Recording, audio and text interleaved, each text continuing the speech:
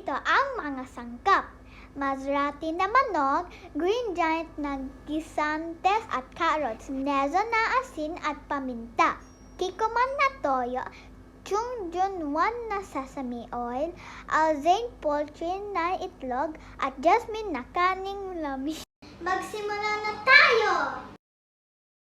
Maglagay ng isang kutsarang mantika sa mainit na kawali. Ilagay ang hiniwang manok na may asin at paminta at iluto ito ng 4 hanggang 5 minuto.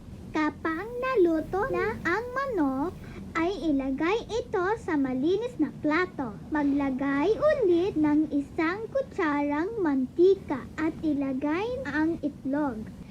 Tapos ay ilagay ito sa plato kasama ng nalutong manok. Maglagay ulit ng isang kutsarang mantika. Ibuhos ang kaning lamig at hayaan itong maluto. Maglagay na tayo ng toyo at sesame oil para magkaroon ng lasa ng kain.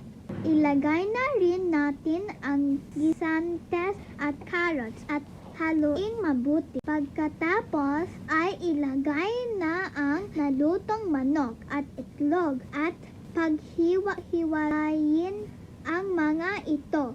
Tayin lamang na maluto itong ng ilang minuto. Ayan! Luto na ang ating special sinanggang. Maaari na nating ilapat sa plato. Ang bango! Sigurado akong masarap aking niluto. Tara na, tikman na!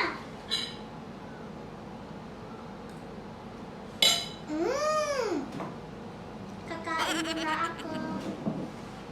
Paalam, bye!